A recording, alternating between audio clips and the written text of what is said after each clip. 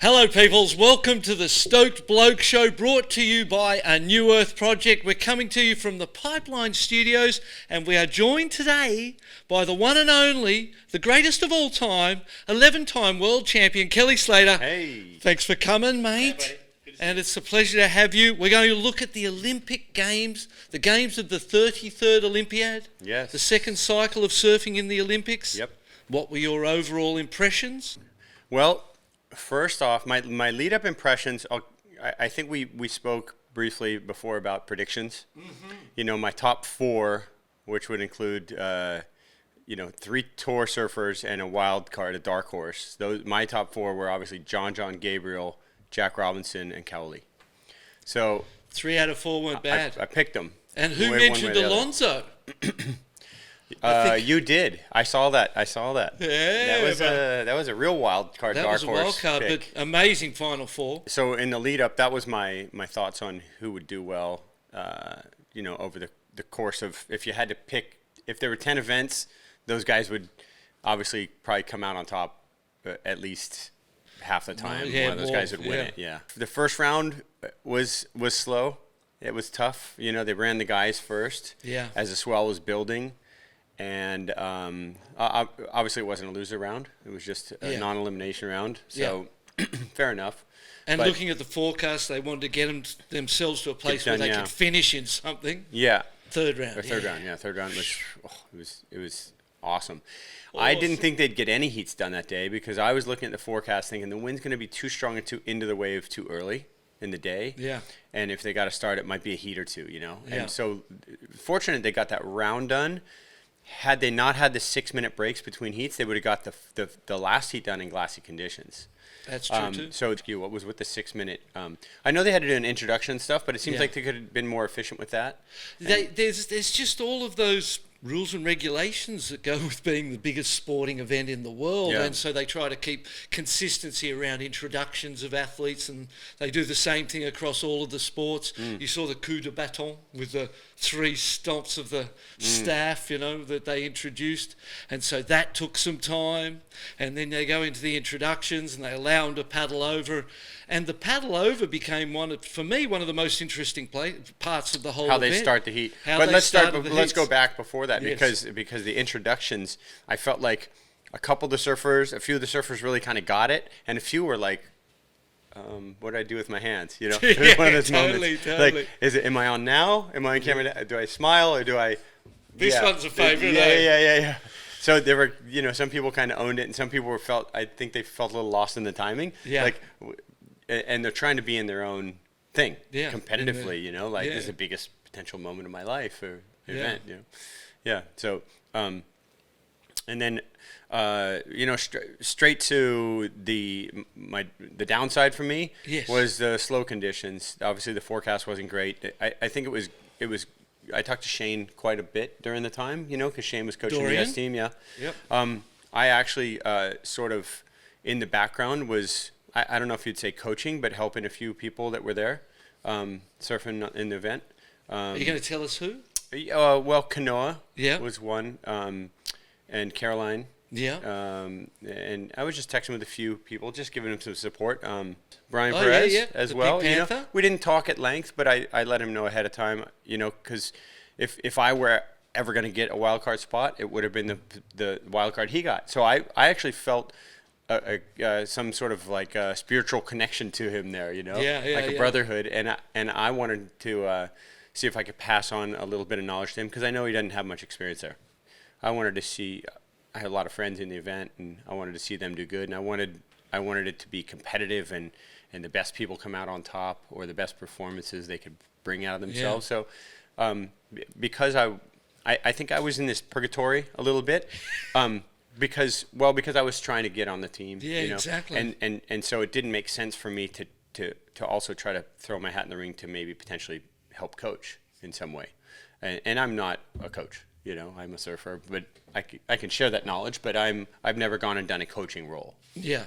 And Shane crosses every T, dots every I. Right. He's very thorough with every aspect of it, downloading with the surfers, and Shane put in his time to connect with all the surfers in that way, and so I didn't know if trying to help Shane in some way would hinder.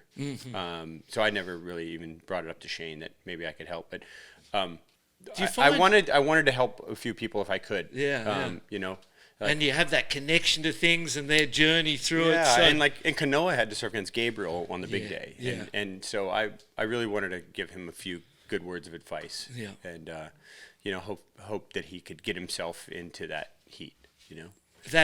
So those first 2 rounds, just to recap, were very slow, as you said, inconsistent. Both days got better as the day went on, and the last heats of the day, it was pretty much pumping by the end. The women got the pick of the litter. They got the pick of the litter on the first day. Not on the big day, but on the first day. Yeah.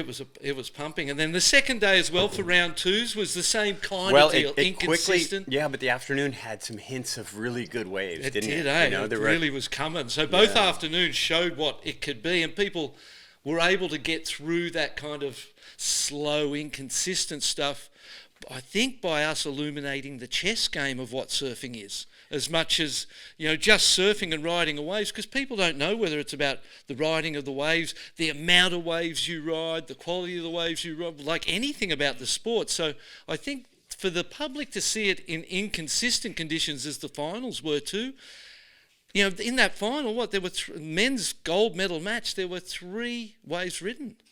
2 by Jack and 1. Yeah. There was another heat that day where somebody only caught 1 wave too. Sorry, 2 by the eventual gold medal winner, Cowley, and then, you know, Jack had 1, and in the semis, Gabby only had 1. Gabby only had 1. That's right, yeah. So they were super. That was the chess match of all chess matches, really. Yeah. Funny enough, I was texting with Gabriel too, you know, because I personally felt my pick to win the Olympics was Gabriel. Not because of any favoritism or anything like that. It was I really felt like he was the last man in that earned his thing through the ISA. Jack beat him on the last wave of Chopu last year to keep him out of the top 5, keep him out of the Olympics essentially. Yep. Everything was going against Gabe, and then for him to get his foot back in the door, wedge it open, and go, "I'm coming through." I was like, the energy's with him, you know. And I told Gabe that privately. I just said, "Man, that it all is kind of like powerful, going that thing's channeling in your direction." You know? I felt like and that so too. I really felt like that was going to be the right thing because of the story of the build-up. But maybe it was too glorious. You know, and it peaked early too, didn't it? At the 9.9. So we go to that third day, and it's absolutely pumping. The thing that I thought about that particular day was how west it was. It was super. I mean, I looked at the forecast, and I was thinking back to the year me and John had that semi, and Gabriel won in the final, and that swell was around 215, 217. Maybe 213 to the direction. West. Yeah. The one for the event was like 230. It was like 232 or something. It was like 15 degrees more. And I was already stressing that time because I'm like, that's gonna be 2 west and 2 on the corner and short, you know. Yeah. But what an exciting swell to appear right then. And it got to show people. I mean, for me being there, and I'm super interested to hear how you felt about it personally. But that was the day when the world got to see our sport in all its glory. It's unfortunate that we didn't have a couple of those days for it to be seen, especially on a final day when it's the only event live at the time in the middle of the night in Paris. You know, there was so much setting up for it to be amazing like that, but the South Pacific's gone a little strange with the weather. You know, the swells in the last month or so. Let's visit a couple of those heats, shall we? And sort of go back there. Obviously, the day started with Alonso and Geordie Smith. I didn't see that heat. I don't know. I just, for some reason, I forgot it was on. I was like sleeping in or something. I mean, look, we just had a baby, so. You brought it up. Yeah. How's that going? Oh, it's great. Talk to us. It's Tell awesome. us. No, it's great. Kalani and I are super stoked. We got a little boy, and my friends think a little bit that we're playing a game with him because we haven't said the name. Yes. We actually don't call him anything. We gave him a name for his birth certificate, but as of now we don't have a name we call him. So we're kind of just like letting him figure out what his personality is. Gromit? Gromit. Yeah. Little man. Gromit. Come on. And mate, you got your own gold medal right there. Hey? That was my Olympics. That's your Olympics, mate. Yeah, and that's better than any gold medal. Yeah, it's having great. a child. Hey, you little beauty. Congratulations to you guys, man. That's fantastic. Yeah, it's been great. And will the name pop when the name pops? Yeah. So to speak. Yeah, I think so. It's we don't want to necessarily go off that template, but it took us 3 months to name our dog. So it might take like a year to name the kid, Yeah, that's right. You've got to get to know him first. Yeah. Well, congratulations to both of you guys. Yeah. Fantastic.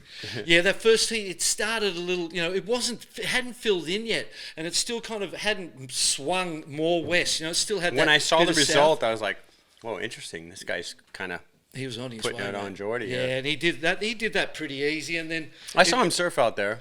Rio Inaba beat Felipe pretty easy too. It was pretty solid.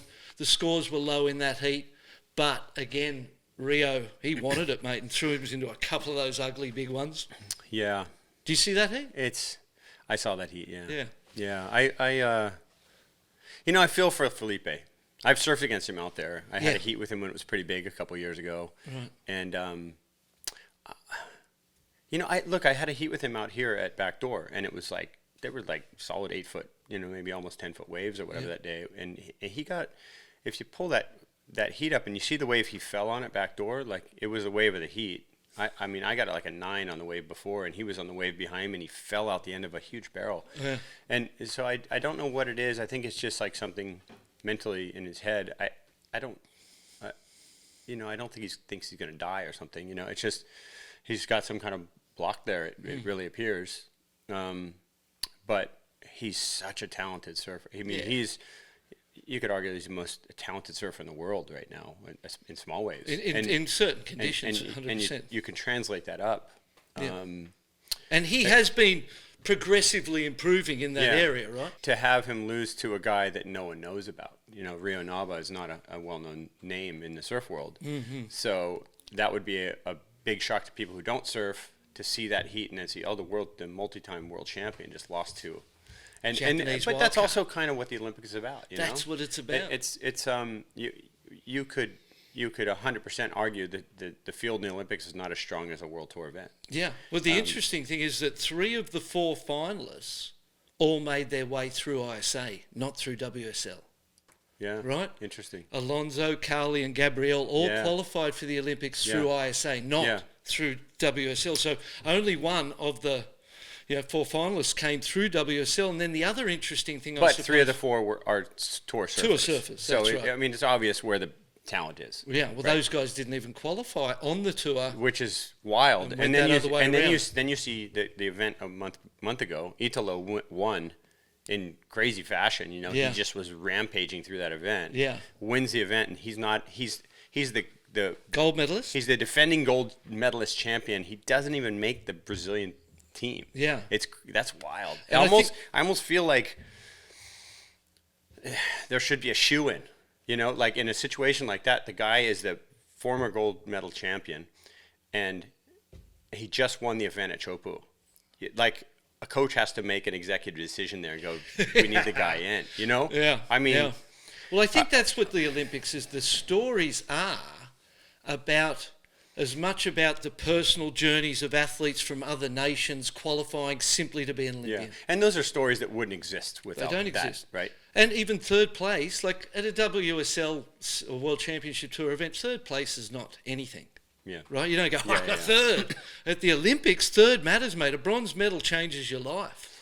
Yeah, well, we saw that it's not going to change Gabriel's life. No, well, but at the same time, it's just setting him up to try to make gold next time. But did you see how badly he wanted it? He wanted it, yeah. I saw his head moving in manoeuvres and turns in the bronze medal match more than it has ever moved. Yeah, it was so desperate. I didn't watch this heat with Alonso. Yeah. I didn't watch that. I don't know what I was doing, but he was wicked. He got I heard Alonso was 7 for turns. I heard Alonso was leading. Was he leading? Well, it was a really close one. I heard there was a priority thing, right? Yeah, there was a priority thing. Gabriel got it and then got 3 sevens in a row or something. So yeah, it's tight, but and Gabriel's, you can see the fires there, mate. He ain't letting this one go. No. And no matter what, he wasn't going to let this go. They finish an exchange where Alonso's had the first, Gabriel's had the second. They're paddling back out. There's 2 meters or a meter to 2 meters between Alonso paddling out and Gabriel, and Gabriel sees the moment and starts going. Hey, and Alonso I can't tell you how many times I've seen Gabriel do that and track guys down and get the priority. That's what he did, mate. I've seen him do it 50 times. I've probably seen him do it 10 times at Chopo. Yeah, just at Chopo. You know. Yeah, over the years. It was controversial because but Alonso only had himself to blame because he allowed him to get into that controversial situation where it was neck and neck. Did Gabe go under him or around the outside? No, under and in. But yeah. they both, even still in our minds, in my mind, I'm going to be honest, I thought Alonso's getting priority. He was the last one to ride away. Well, they've got there at the same time. Yeah, I think if you're in a free surf. Like if I'm in a free surf and Gabe does that to me, I'm getting the next wave. Yeah, that's right. Yeah, right? Exactly. Like you just had the last one. Alonso threw the arms up and it was controversial. It was like, whoa. But after all, how much time was left there? Was that early? Well, no, it was maybe halfway. There's still a lot of time left, and it was still undecided essentially. But Alonso only had himself to blame, and Medina created that opportunity for it to go his way through his smarts, mate. He turned it around in that moment. Gabriel's the most, he's probably, in this era and in surfing history, he's as strong of a willing it to happen surfer there's ever been. Yeah. You know, he focuses, you know, it's kind of like that quote from Rostovich's dad in that movie where he says, think it, feel it, do it. Right. And Gabriel does that so well. Yeah. And it's, you know, his stage is competition. Yeah. Whereas like, you know, we've kind of talked about the difference with him and John. John's like probably seen as more of a free surfer spirit, you know, or like that's where his biggest talent lies, even though he's a multiple world champion. He's probably going to win this year. And, you know, he's most people's favorite surfer. But, you know, Gabe's got this sort of contest energy that is just, it feels different when he's in the water. You just go, man, he could flip any heat at any time. Yeah. And do you feel like he's, in his role in the WSL circus, so to speak, he's the bad guy. He's the dark knight of the WSL. Yeah. In a weird way. And he pays for that. That's so strange. That's so strange that he is, because he's also like, if you're Brazilian, he's the golden boy of surfing, right? He's the golden child. He's the golden goose. Yeah, you know, he is the most popular, famous surfer that's ever lived as far as following goes. Yeah, and more followers than WSL itself.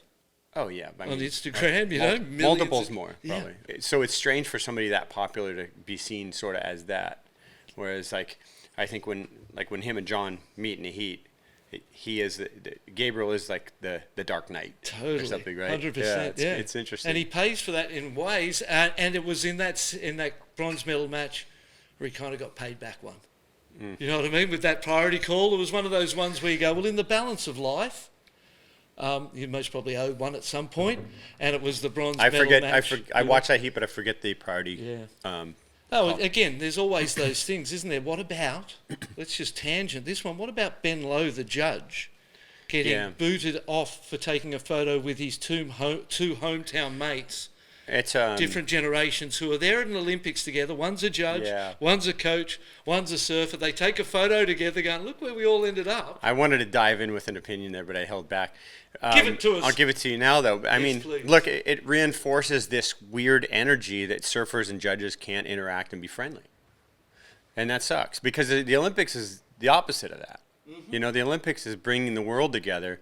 Like when you watch the Olympics, when you're watching track and field, when you're watching javelin, when you're watching tennis, any of this stuff, you're seeing like politics and nations. There's the obviously you're pulling for your country, but you forget about the politics of the world and the division between people. There's just these challenges, and at the end of the day, you're just happy for whoever won. Unless you're super personally, emotionally vested, or you know someone, that's when it hurts. But like when I'm watching, like I've seen a couple of these, like a couple of the track events, like the long runs, where somebody comes back, and I'm like, there was one where I want to say Great Britain was going to beat an American, and I want the American, but I don't know them. I'm pulling for America, and this person came from back nowhere and almost beat him. I was like, get him, you know, because it's just so exciting to see that competition. And that's the beautiful part about sport, isn't it? Yeah. That you can leave all those other things out of it. But I then somebody did a breakdown on his scoring, right? Yeah. And there was no discrepancy. There were no discrepancies, and it was and simply... that's why you have a high and a low judge, and that's why you have 5 judges that two scores get thrown out, and that's the purpose of that is to build this filter, and build this fencing, and try to I don't know. I thought it was a little silly myself. Yeah, it's a little extreme, wasn't it? When they're friends from a hometown, they're just getting a photo together because they're all at the Olympics in different capacities. It's a beautiful thing. And what if they took that 2 months ago? What if they were there 2 months ago and took that? Would that constitute? What if that picture? I don't know. Was that picture taken that day? Yeah, or was it, I think it was taken there. The word that came through to us when I was... Who cares when it's taken? Yeah, well, and that he went round to have some beers with them was kind of the innuendo, and then that made it... unacceptable. There's always the politics, isn't there? And that's a part of being a high-profile sportsman, as you would know. Make surfers and judges friends again. Bring them together, consolidate. So that round, then we came to Griff and Coley Vast. This is the main round we're discussing. Yeah. Men's round 3 on the day of what I considered the most historic day of surfing, where the world saw surfing for the first time in a light that blew their minds. Yeah, I wonder because I haven't heard. Have you heard much? The whole Olympic movement and organisation from the top to the bottom was all they talked about was surfing. Really? Everybody. Wow. Everybody came up to us. Every commentator came up to me and went, the 100 metres. Rob, who does the voice of the 100 metres men's, he's just blown away. They were all blown away by our sport, mate. Wow. Across the board. Did you go to Paris? Yeah, I did it from Paris, mate. Is that where you were? The whole time. Tell me where you were, Barton. I was at... I didn't know that. I was at the Charles de Gaulle Ibis Hotel at the airport. I've stayed there. For 16 days, staying up till 6 a.m., and going to bed at 6 a.m. I could have done this from PK's house. Yeah, I could have done it from anywhere. I thought I was going to Tahiti and get to see my daughter and my brand new granddaughter and combo it into the trip of a lifetime. I actually thought you guys...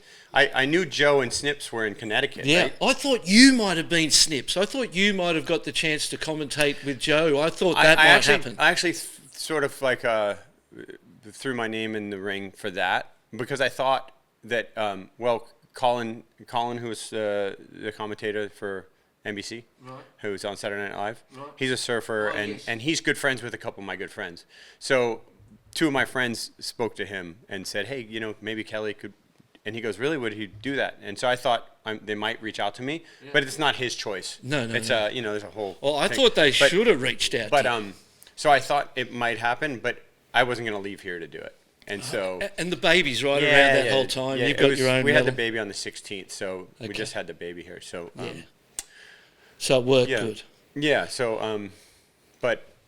I enjoyed just watching it, Kalani and I just sat there and watched it, and I don't think I watched any of it with any of my surf buddies or anything, just me and Kalani at the house. And how'd the emotion feel for you? We all know you wanted to go. We all knew that it felt like some bookend moment that had the opportunity to cap a career and all of these things in some light that you deserved. And the whole surfing world thought that. You know that Sean Thompson started a letter that all of the world champions signed to get you in. There was enormous...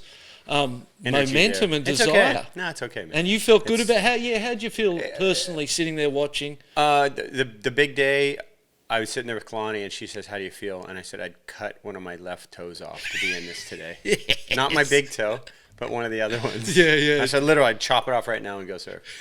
Just to be in this thing today. Just because I knew that was that's the moment of surfing, and it's so exciting to be a part of that. Yeah. And win, lose, or draw on a day like that, you just send it on a couple big waves, and you might get the wave of your life and the moment of your life, That's right. And Gabe did that. Gabe did that. And he Gabe, comes flying out. Yeah.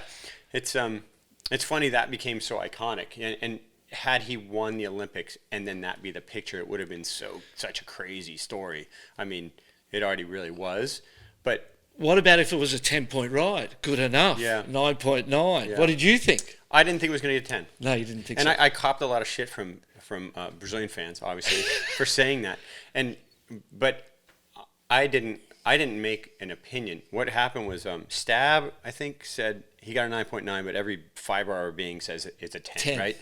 And so people were commenting, and I just said, well, he didn't hit the foam ball. He wasn't on the foam ball, and that was my I wasn't arguing for or against. Yeah. I just said the reason basically I was saying that the reason he didn't get it is because he wasn't on the foam ball. You could actually see him the whole time.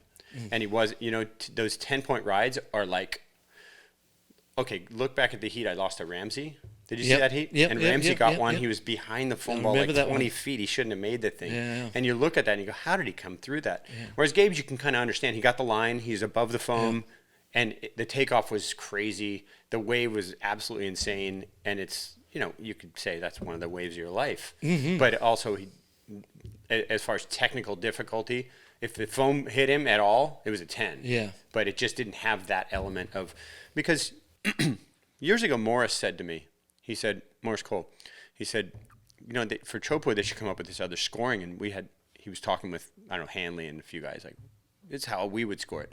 The drop is 25%, the barrel's 50%, and the completion's 25%. Yeah. And he goes, you could get a 7.5 for a fall.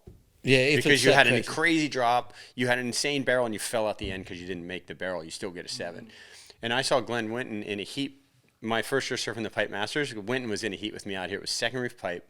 And I'm 19 years old. I'm terrified, kind of on the shoulder. Yeah. I'm like, shit, I got Glenn Winton. I got to beat the other two guys because I'm probably not going to beat Glenn Winton at pipe.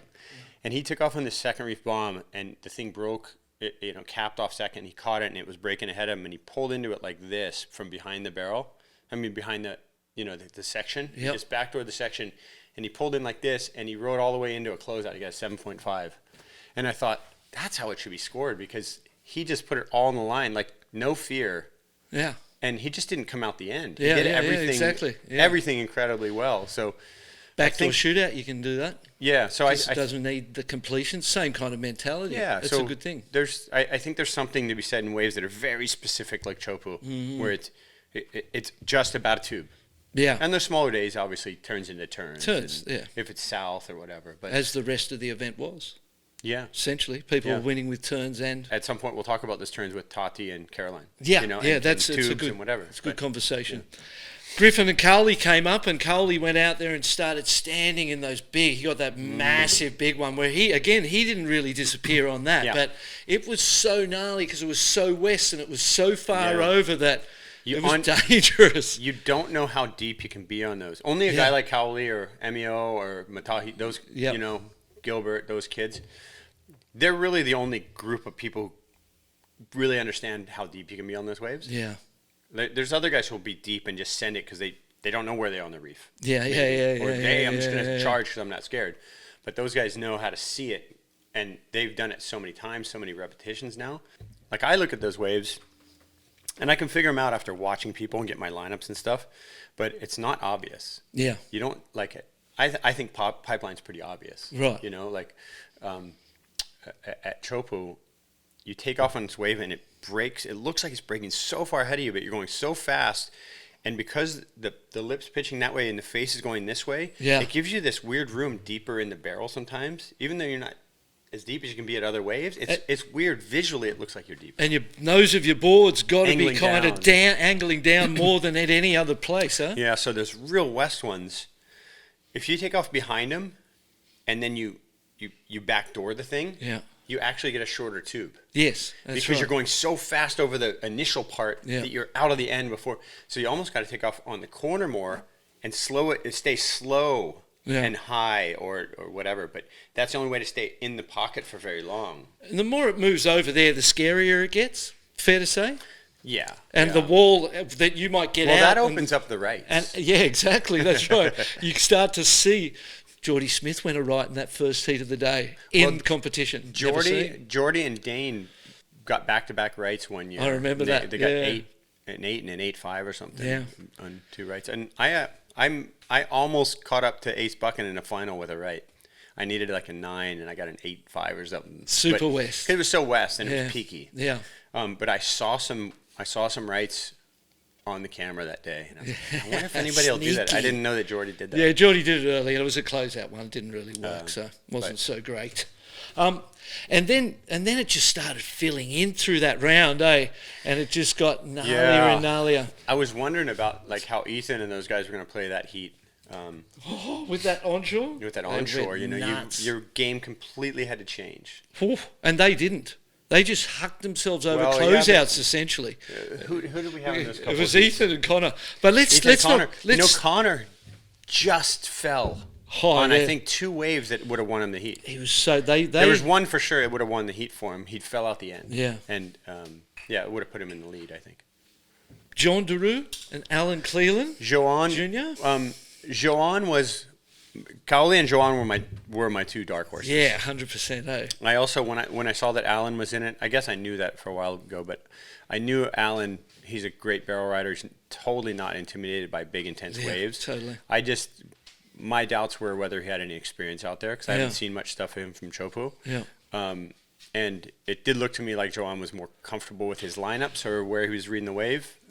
But that's just because I think Alan hasn't put the time in out there. Yeah, he does. And he'd probably tell you the wave. It looks like you're deeper than you are, and all of a sudden you're not in the tube. It sends you out with so much speed. That was one of my favourite heats. But Alan's didn't he just win the US Open? He just won the US Open. Yeah. Congratulations, yeah, mate. man. And Sally Fitzgibbons. Congrats to both those guys. He's on a tear. And I went to a little weird historical fact in my world.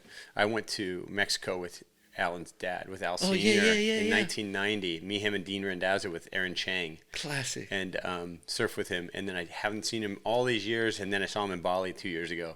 After 30 years, I hadn't seen him. He made his dad proud, mate. Alan threw himself over everything he could. That, to me... Well, he continues to. You know, he did well in a couple of events. He won one in Barbados, I think. And then he's had a couple here and there. But he keeps doing it. Yeah. You know what I mean? It's not like there's no flash in the pan there. No. He's proving, and to win in Huntington, I think that's a big that's a big flag in the sand for him. As a competitive surfer, you don't win there without being good. Because it's obvious the guy's going to be good at pipeline and barrel waves and stuff. Yeah, exactly. He's a big, strong kid. He's not intimidated. He's kind of fiery in the water. And he's really like aggressive on waves and stuff. Yeah, exactly. But to see him win in Huntington, which is you got to perform at Huntington. You got to pull out the bag of tricks. You got to surf some mushy waves. You got to struggle through some heats to win there. Everything's got to go right, hasn't it, to win there? So a big win for him. And then the other heat that I thought was incredible, the heat of the round, was Zhao Chianka and Ramsey Buchaim.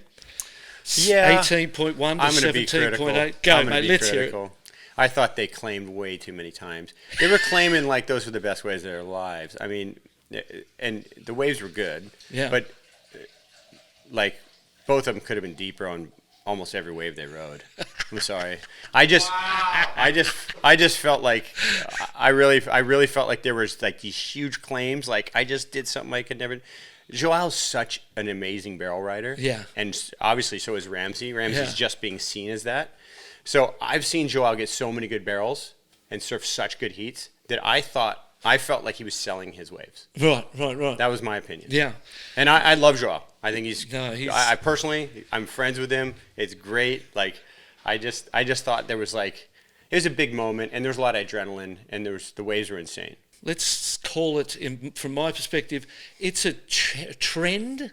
It's trending. Claims are more used in fashion, and even you watch kids winning the junior events, they're cheered up, the claims are going, and there's behaviour patterns that people see their champions do, and then they emulate that, right? You know who I learned from was Tom Curran, Tom Carroll, yourself. Like the claim was rare. No, you didn't claim. The claim wasn't like, and even little fist pumps were kind. They're normally a big tall stand. One where you didn't do much was kind of. If you pull something out in the moment, and it's like the emotion takes you over, and it's real. Yes. But there's so many claims now that to me it's like falls in soccer.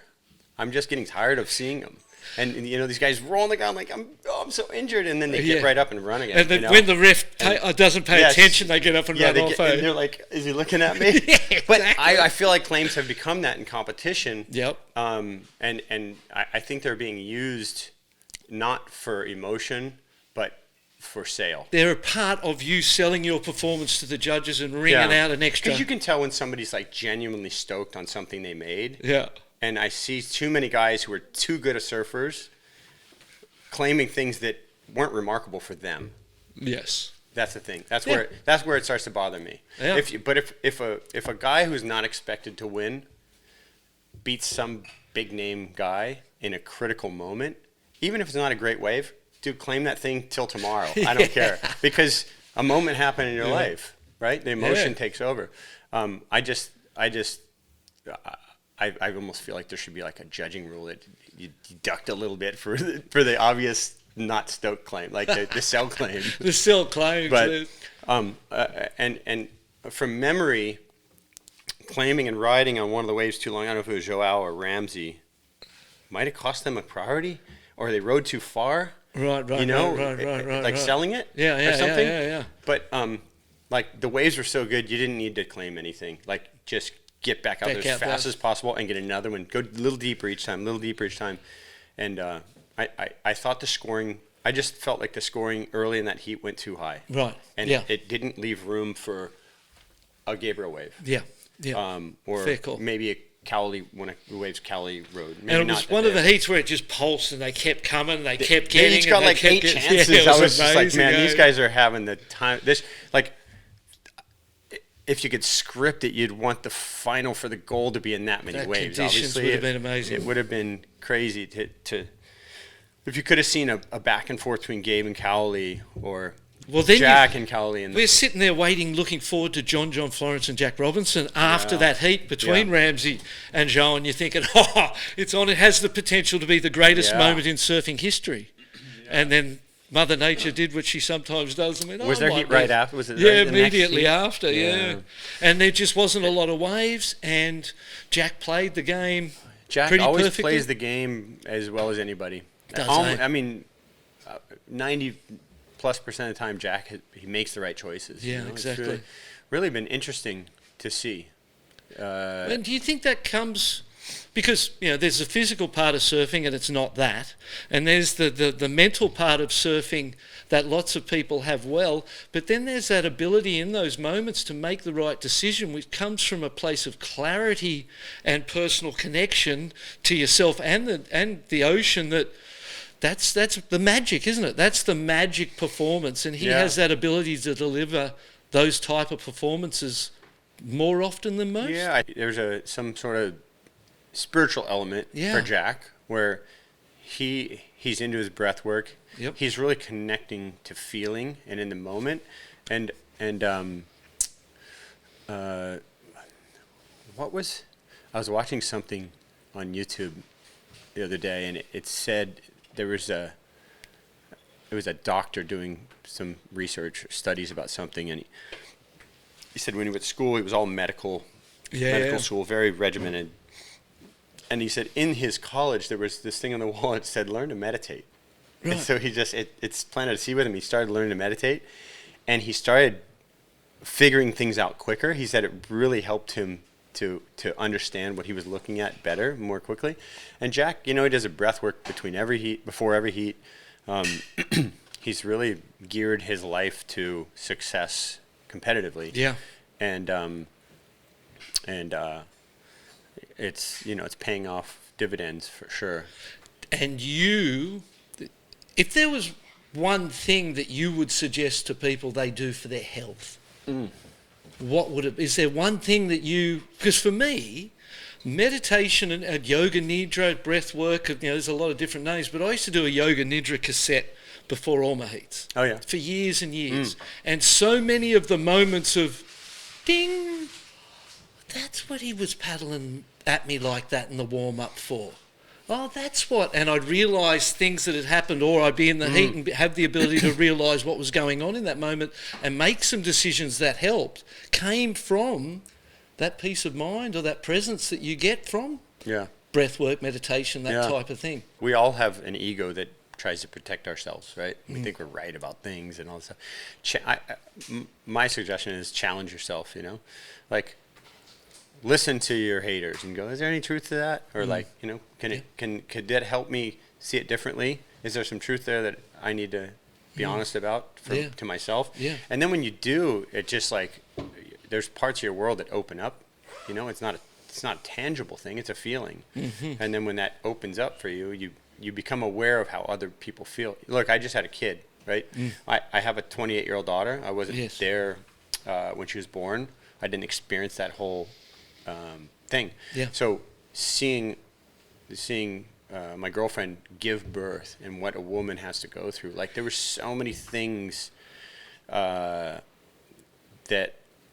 I became aware of for other people in my life that they've been through that I didn't know. And I'm just like, oh wow. I like my little brother had a kid 11 years ago, and just the awareness of like changing diapers, looking after this kid, worried about how they breathe at night. Like all these, like, are you still breathing down there? Like, I used to lick my hand and put it there just to feel that. Yeah, like what? I feel the chest, So like these definitely, like, as a recent new parent again, a whole different awareness of like other people's feelings. Point being, just if you can challenge your own self to, maybe you don't know something, be open to the fact that the things that you perceive instantly as bad may have a reason to be there and open you up. Usually when we get defensive about something, it is something we need to let go of. Just to wrap up, one last thing about how I felt. Obviously I would love to have been there. In my mind, if I could draw it out, I would surf the Olympics, hopefully win gold. But if I medaled, or if I even put in a good performance and I retired there. But I've had almost everything I've ever wanted to happen to me. In my career. And more maybe, huh? Sometimes it's not what you need. Exactly. Good point. Sometimes you just whatever happens is maybe what you need. And that brings up a point to me about Joao 2 years ago. Joao didn't make the cut. Right? Last year. And I talked to him quite a bit about it because I was right next to him when he lost out, right. And we were just talking. He was super sad. And I said, hey man, I shared a little story, something I went through when I was younger. And how bad I was doing on tour one year, and how everything had been so great, and then all of a sudden I was down in the gutter, and then he really like heard it, and I felt like I really was able to share something with him, personally. Anyways, a year later, whatever corrections he had to make, he's in the top 5 surf and trestles. Go to the Olympics, and he was in yellow jersey half the year, and he used that moment to better his situation, and I think that was really inspiring to see, but hopefully that's where your road takes you when you're on your way up into your career, but it's not all gonna end up being exactly how you want, and whatever comes is probably what you need. If you believe that, and you're looking for the messages. Well, you have no choice. If you take it that way, life's great. And so I'm super pleased with it, Yeah. Well, you got a baby, mate. Yeah. Little boy. Let's skip forward. So that day was historic. The photo of Gabrielle coming out went around the world to newspapers. That photograph, which really is a surfer flying through the air rather than even on a wave, got more exposure for our sport than any other single photograph, any other moment in history. It's already been touted as the Olympic photograph of the Paris Olympics, and will win that award as the best photograph. Wow. And people are talking about it matching Usain Bolt's and Jesse Owens and those sort of photographs. It went around the world, mate. Covers of newspapers everywhere. So that was a historic moment that showed the power he has as an individual that I know both you and I respect immensely. So we get to finals day. Mother Nature's done a moment, had a great moment, and then pretty much came went to late. shit after It just that. showed up late. I know. It was like if it was 12 hours later, if we could have run that night or the next day. I bet the next day was pumping. Guaranteed. It was great. My flight was that Monday at 1:30, so I knew when I saw my flight and the forecast, well, it's Monday, Arvo, for sure. I'm going to have to extend for sure. And there was a moment where they threatened. Do you know why it couldn't go one more day? You just cannot, mate. It's a big machine. And all of that programming and who's going to do what. I just look at it and go, it's the only sport happening at that time. Give it a little bit of freedom. It's hard to get freedom. I think they gave it some freedom already with the 10 days. Yeah, they gave that freedom, and essentially that ruffles the feathers of people. Not knowing when the broadcast is and what's going to happen was difficult for them in general. And if you're a new sport in the Olympics and you come in real high maintenance, we need that's right. Exactly. You might just get kicked out the door. They go, do we need to deal with this 10 days of up and down, waiting, not knowing? It's a good conversation to hash out. LA. Well, people ask me about where do you think should I have in Malibu, should I have it in Huntington, should I have it at Trestles, and I'm like, should I have it in a wave pool. They should build a pool if that pool doesn't exist right now. Your joint, mate. Yeah, but if it doesn't exist right now, then they should. Here's what I think. They should build. The powers that be, the right people in our sport, etc., should get together and come up with what everyone believes to be the most thorough and fair format. Mm-hmm. And from that, create the format around what wave you could potentially have. Yeah. And I think that it should be a combination of singular maneuvers, like compulsories, if you will. Mm-hmm. Like you have to perform these airs or these turns, this tube, and you can score each of those individually, and then you have to have a complete right and a complete left. Yeah. Your front side and your back side surfing. Yeah. And if everyone has the same template, the same wave to deal with, it's apples to apples in a way, right? It's a lot easier to score. So, I mean, from the early days of Jeff Bizek, my partner that I built Surf Ranch with, he said, the first day I met him, he goes, I don't want to invest, I want to work with you. Right. We were in an investor meeting, and he said, I think you need a mantra like, we want to try to make a pool for the Olympics or a wave for the Olympics or something. He's going, maybe go with that. And so I started thinking about how could you run a format? What's the fairest way you could display everyone surfing? Maybe they don't get the best ride, but they do all the best things individually. Right, and they could still win. Maybe you're fifth in that, and you're first in that, and you're 10th in that, and you put them all together in a... And gymnastics with the different disciplines that exist within that. So you have these different disciplines, and you have to perform at all of them. And I think that's probably the best way to showcase surfing, because you could then put it in a tight package where it's more understandable to people than going, wait, he paddled a little faster, but he had the last wave, and there's a priority. It's complex, mate. Those come, and then people go, well, why is that better than that? Like, that looks pretty good. And, because I watch gymnastics, and I've never done gymnastics. I mean, maybe when I was in second grade for a minute, but it can be shown to me through the way you can obviously see some things are more difficult than others.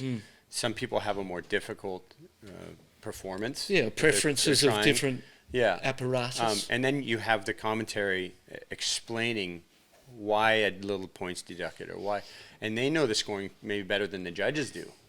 And so I think that we need to try and filter it into a way that it is more palatable and digestible for people who don't surf. If it's going to be in the Olympics like that. Yeah. And surfing could go from summer to winter Olympics if it needed to. That's right. Yes, that's right, for better locations. That's, when you think about Tokyo, typhoon swell, small stormy beach break conditions, but they got something. Yeah. Could have been a lot worse. And then it goes to the Tahitian reef, and it gets a death-defying day and get to see that craziness. To go to Huntington Lowers, Malibu, whatever, I pretty much going over turf that's been turned over plenty of times. There's nothing really new or exciting about that. To show the world wave pools in LA, to me, makes enormous sense. Especially seeing yours is just up the road. Yeah, I think that the Olympic competition needs to be different than what the World Tour competitions are. Because we just had Chopo. It was in pump and surf, and if you go back and watch all the surfing, we had better waves. There were better rides. Overall, there were much better 100%. Rides in the World Tour event. But the commitment wasn't the same. That's what I believe. I believe at the Olympics, male and female, people threw themselves over things that they wouldn't at WSL events because there's another one next month. And because there's another event next month and it's just 1 of 10, don't really matter. You can avoid that particular event, whichever event it is, if you don't like it or you don't specialise in those conditions. And that's a throwaway, it doesn't even matter. At the Olympics, once every 4 years, it matters, mate. And the commitment in the performance, particularly on that big day, was another level. People were hucking themselves over things just because the moment called for it, and that's what I was so proud of. As a surfer, the ladies, I don't know if you saw young Suchi, she got such gnarly wipeouts, mate. Yeah. And she just kept getting back up on the board and paddling back out, and it was amazing. So it was, I think overall, it was a massive success for surfing. Let's just talk the medals and that finals day. Yeah. In the ladies, Caroline Marks takes the gold. Yep. Tachi was silver. Talk about scores, the 7.5 for the first wave of Caroline's kind of set a benchmark in that heat. That didn't get reached, but I was thinking, well, there's the potential for a 10 in this heat if that's a 7.5. Yeah. How did you feel about that opening score on that wave? Yeah, what I do remember was Tati's last wave. I went, it's close. It's going to just be it or just not be it. Yeah. And so I felt it was a really close heat, and either of them could have had gold. Yes. And I didn't, and I thought if either one of them had it, it wasn't a rip-off or it was fair. Yeah. That's the way close heats are. Totally.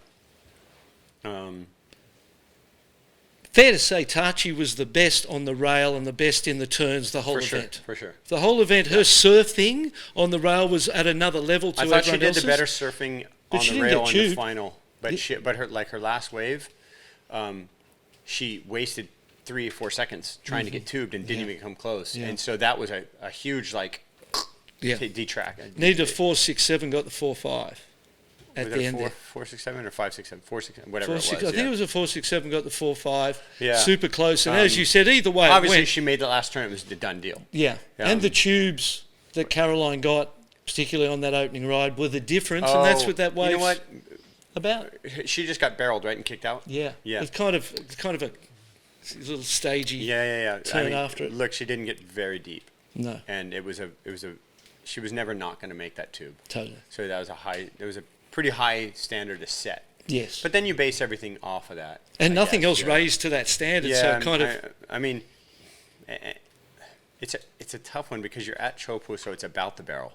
Right? That's what it's about. And so you definitely could argue that technically Tati's 2-turn or 3-turn wave? Yeah. The 3-turn wave? The fourth she fell on, yeah.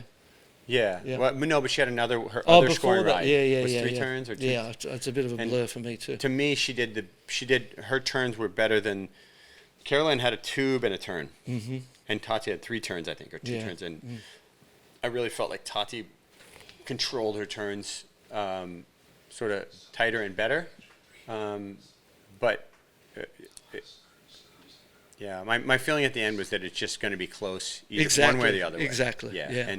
And so I don't think anyone was jilted or pushed through or anything. And Joanne Defay in the bronze, amazing for her. Joanne, she surfed so good. Her backhand there was they were some of the best turns of the entire event too. I thought that morning she did some great, really fundamentally sound technique turns. Beautiful. The way she was setting her rail and her weight and pushing and finishing her turn. You know, that's a real key thing is when you finish a turn, if your body's in a stable position, and her technique was really flawless on some of those turns. Best it had been. Career best form, huh? Yeah, I think so. I thought she looked awesome. I was actually, Jeremy's another one I was texting with a lot during that event. Jeremy and I are obviously very close friends. We're on teams together, and I was telling him, I said, hey, look, Cowley, Joanne, and Joanne, all those girls could win this event for sure. And then Vahine. Vahine was my number one pick. Yeah, I think had to be for all of us, that's a given, you know, winning the event there. And then it went to turns. And when it opens up the turns, obviously you have the best girls in the world that you're going to have to beat, and that's a different ball game. And again, she was looking for tubes and missing opportunities because of that focus, and then the heat's over and you don't get the chances you were hoping for. Yeah. Whereas for Cowley, it opened up. It was the barrel that won it for him. Yeah. You know, he picked those right waves. What about the start of that heat? Jack Robinson gave. You know you're paddling out. It's a gold medal match. It's inconsistent. It was surprising. In the semi-finals. I was really surprised at Jack giving up the position like that. But there was the heat. Well, let's go back to the heat with Gabe and Jack. Yeah, right? That was that cat because Jack kind of snaked him if you want, whatever you want to say. Yeah, he got around him on that first one, but then it's a 0.5. Yeah. And then you think the ball's in Gabriel's court. Yeah, and then they had that. How did it go? Jack got the first.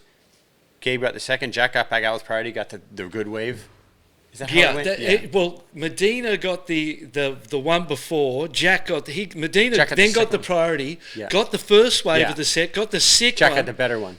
And Jack got the 7.83 behind. No, he got a lesser one, a 7.83 behind it, cut out, but got the priority. That's what it was. And then got the second wave, and Gab never got another chance. Yeah, and that was an 8.6 or something, right? Yeah, so I can't remember exactly. Yeah, so it was like he had the top score and the third score, and Gabe had one in between. Yeah. And so he needed another score in between. And he didn't get another chance. Yeah.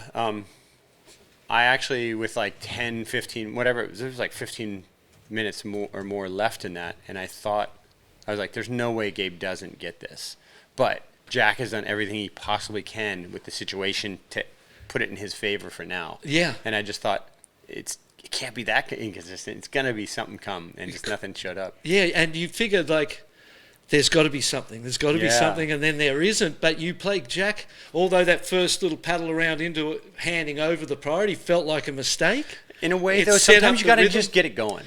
And it set up the rhythm where he got the 2 against the 1. Yeah. And it was amazing. And then I was thinking, okay, when that first exchange that they had, where they both got the wave, they got the 2 waves, and the second one was kind of more hollow. Yeah. Jack's one. Shorter. I don't think it was as deep or as long. Yeah, but it was shorter and cleaner, but it had some white water on it too.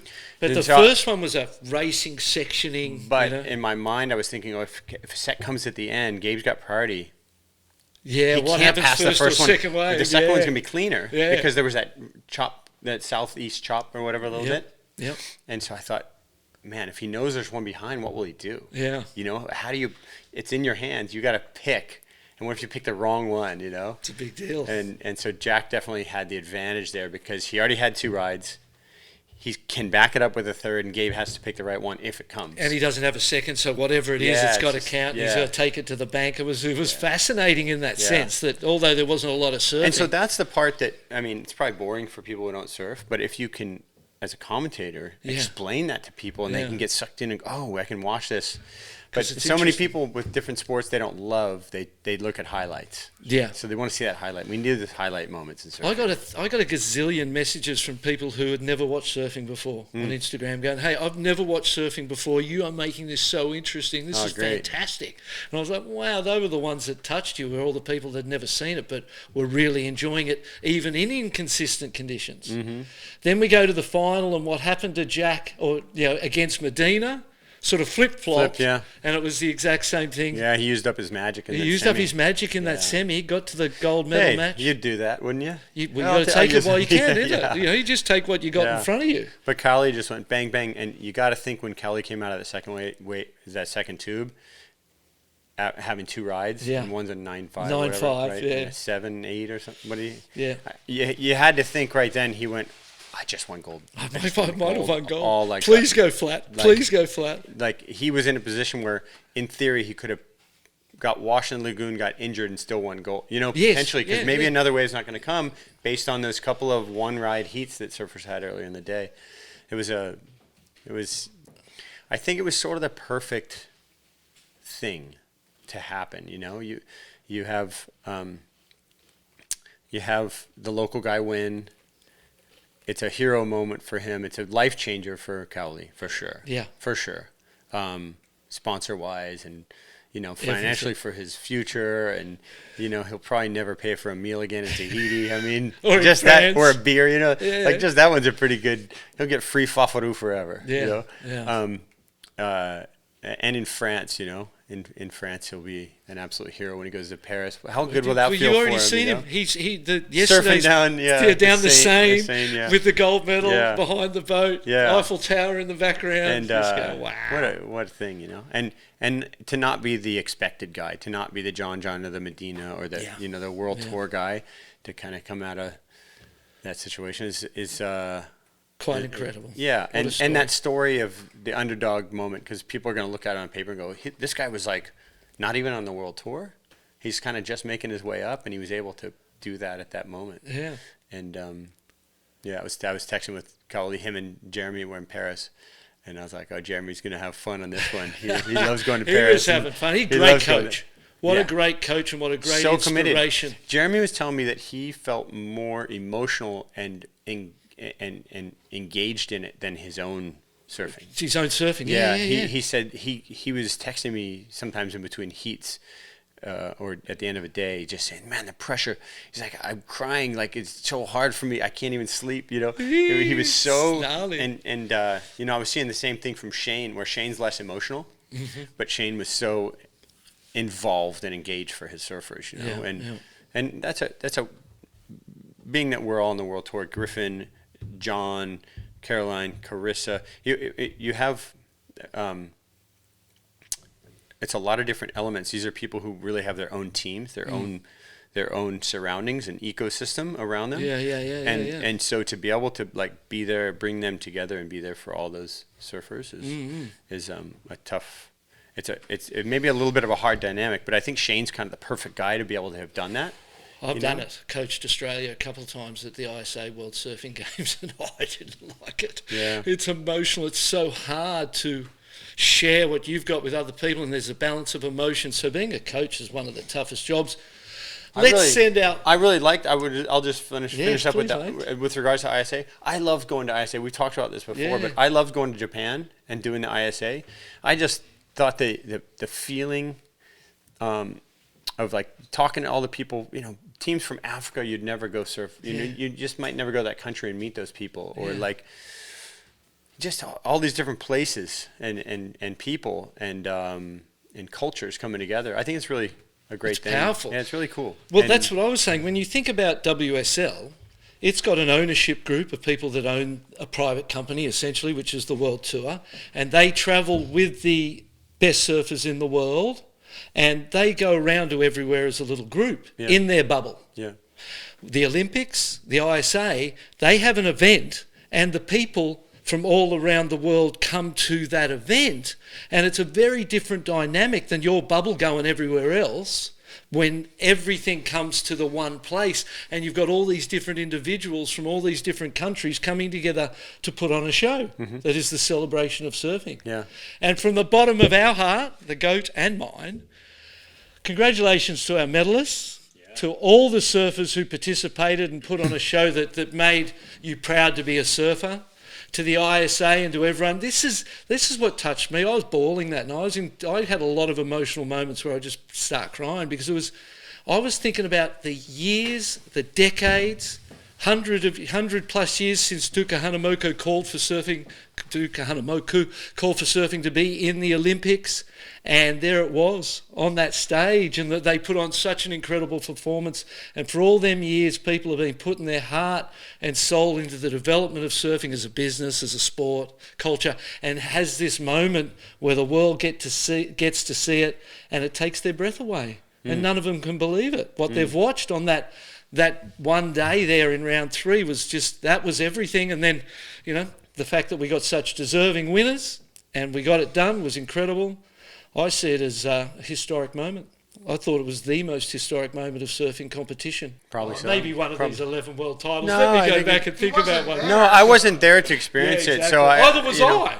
No, but you kind of were. But you were in Paris and around it, So I was in none of the environment, So I was just at home watching on TV. You're in the birthing ward. And I was actually wondering, what's it like in Tahiti? What's the feeling in Tahiti? Does it feel Olympic in Tahiti? And then I was wondering what it would be like for Cowley and Caroline. I saw Caroline, a friend of mine owns some restaurants in Paris, and he sent me a picture this morning. He said the champ is here, and Caroline was there with him in his restaurant. Unreal. And I just thought so cool to go and experience the culture and the life and the people in Paris after winning. Yeah. And I saw Medina was over there.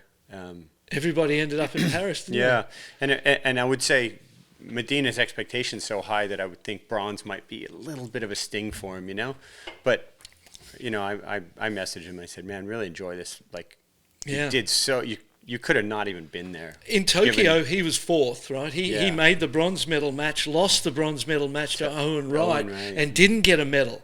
And he finds himself in exactly that scenario again and manages to get that bronze. So I think for him it was a big deal, you know? Well, look, Gabriel could go silver at the next one and then eventually get gold. You know, it could be, what if he does with this the bar build-up? you've set? What if he does this build-up over the next 8 years and that, you know? So you don't know what's going to be great in the future based on what maybe didn't quite go your way, but a bronze, like, you got a bronze medal.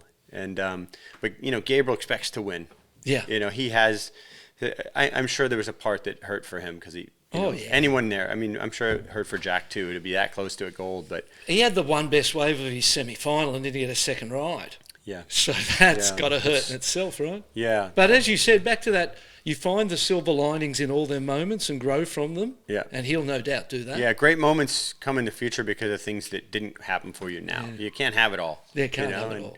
And so it sets up a lot of good future storylines. What about you? Fiji next? Fiji next. Man, if I didn't have Keone Watson going as my coach, I might have to invite Barton Lynch. You know, relive '92 or whenever we went. What year was that? That was incredible. I think it was around '92. You've got an amazing history with Cloudbreak, with the events there, with the island itself and the people. That must feel like it's got something in it too. There's some meaning in this moment as well beyond just going and surfing an event. Yeah, I don't want to overthink it. No. Look, I haven't been surfing much. I'm in kook phase for me right now. I'm out of shape. I just got some boards that look really good. And He's already got a dad's body. Yeah, I got dad bod. Yeah. Yesterday I went and played volleyball with the Johnsons down there, and Trent grabs my stomach. He goes, "What's that?" And I was like, "You fucker." Okay, I'm fasting tomorrow. Yeah. I'm gonna start working out every day. I've got a contest coming up. No, but look, I've gone 6 weeks between events not surfing before and get back in. If I can get a few days in the water. But the forecast doesn't look great.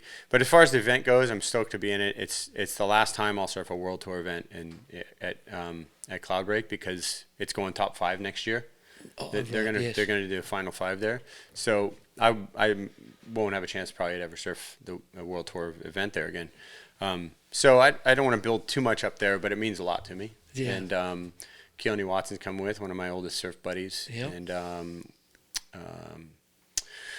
And just this morning, Shane Dorian works a lot with Erin Brooks. Yep. And she's kind of there on her own. She hasn't, you know, she's going to do the event for the Right, wild card. So I'm going to kind of spend some time helping her out and surfing with her. Kind of, you know, we'll probably just get on a surf program together. And I'm super excited. Tavra is like my second home, you know. Yeah. And I have a surprise actually for the Fijians when I get there around my son. Yeah. And I want to make the event about Fiji and about Momi and Ambila, about the people on Taurua, and you know, do it for them. Dedicate my last contest there to them. Yeah. And yeah, I hope we get some great waves. But if we don't, you know, Taurua is still fun when it's 2 feet, man. It's the best place. Even when it's head high, it's a great wave, you know. Oh, it's so good. That's why Cloudbreak's so great. It's good from waist high to 50 feet. Yeah. It's only not great at about 10 to 12 because it washes through a little bit. Right. But it's you just go to so spectacular. And get barreled off your head. And look, if the waves aren't good, I'll fish and dive and play volleyball. Keep the dream alive. Find some shells and play with your baby boy. Are they going to go? No. Bonnie and our son aren't coming along. Yeah, just a little. We don't have his passport and stuff. Yeah. And she's kind of in her bubble. She goes, "Look, this bubble will never last after this." So keep the bubble. Yeah, keep the bubble going. Yeah, that's a beautiful thing. Congratulations on that. Thanks. Yeah. So doing that, and then the only other thing I have down the line is I'm going to go surf Jeremy's event in France at the end of September. Yep. And Shane and Jackson are coming to that, and I think we're all staying together. So it's gonna be fun. Life is good, mate. Life is good. Thank you, people, for tuning into the Stoked Bloke Show. Thank you to all who were a part of making this historic moment in Olympics surfing and in surfing in general. And we're all very proud to be a part of it. Stoked for you. Yeah, thanks, being bud. a dad again. Yeah, a little shout out to Fernando. You made that Olympic thing happen, man. It's a wild dream, eh? Yeah, you made it happen. The Impossible Dream is the documentary on their pursuit of this Olympic surfing moment. It came to fruition. We all were made proud by the performances of the surfers. And we'll be back again soon with another episode. Thank you, Kel. And we can't wait to watch you at Cloudbreak. All right. Smash it up. All right. Love to the family. Yep.